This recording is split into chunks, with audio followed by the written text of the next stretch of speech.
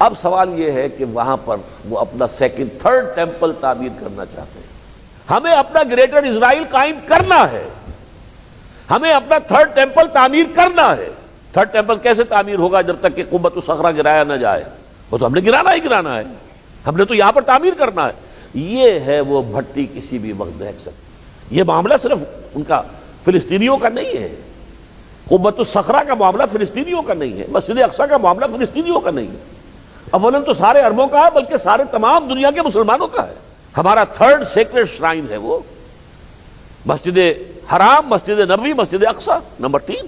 تو یہ بھٹی تو اب دہکنا چاہتی ہے, یہ کوئی دن کی بات ہے, دیر نہیں لگے گی.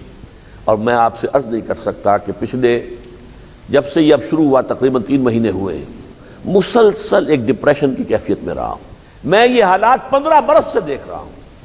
یہ حالات آنے والے ہیں, عظیم تباہی آنے والی ہے, ملحمۃ العظمی آنے والا ہے. اور ابھی حال ہی میں میرے علم میں آیا ہے کہ امریکہ میں ایک بہت زبردست تحریک شروع ہو چکی ہے. ایونجلسٹ جو ہیں وہاں کے وہ اس کے اوپر تلے ہوئے ہیں کہ جلد از جلد آرمیگیڈون ہونا چاہیے. آرمیگیڈون یعنی بہت بڑی جنگ جس میں کہ عربوں کو تباہ اور تہس نہس کر کے رکھ دیا جائے, تاکہ پھر یہاں پر وہ جو تھرون آف ڈیوڈ ہے, تخت داؤد علیہ الصلوۃ والسلام دوبارہ اسٹیبلش ہو. اس لیے کہ ان کی روایات میں یہ ہے کہ جب تخت سلیمان اور تخت داؤد دوبارہ قائم ہو جائے گا اور جب کہ اس ٹیمپل کے اندر وہ سیکریفائسز شروع ہو جائیں گی, تب حضرت مسیح کا نزول ہوگا دوبارہ زمین پر. تو گویا کہ وہ جو منتظر ہیں کہ وہ حضرت مسیح کی سیکنڈ کمنگ کے لیے یہ شرط لازم ہے, پہلے یہ ہو.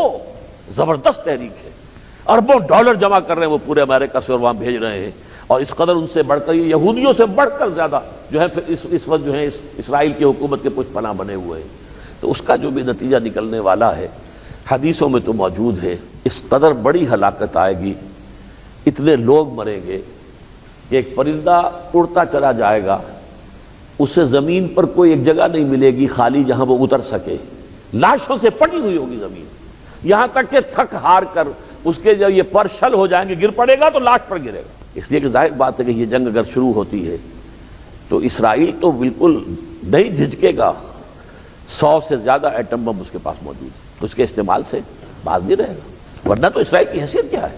اگر یہ ساری امریکہ اور اس کی ساری یورپ کی طاقتیں اس کا ساتھ نہ دیں تو اسرائیل کی حیثیت کیا ہے؟ ٹکا موٹی کر دیں عرب چند منٹوں کے اندر.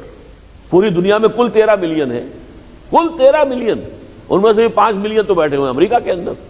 وہ امریکہ کی جو ہے آسائشیں چھوڑ کر آسانی سے ابھی آنے کو تیار نہیں ہے. مذہبی یہودی جو ہے وہ آسانی سے ہلنے کو تیار ہی, وہ تو کہتے ہیں ہمارا مسیحا جب کھڑا ہوگا تب آئیں گے ہم. لہذا وہ وقت دور نہیں ہے, وہ مسیح الدجال کوئی یہودی کھڑا ہوگا اور کہے گا کہ میں مسیح ہوں, اور پھر لوگ جو ہے پھر وہ بھٹی دہکے گی.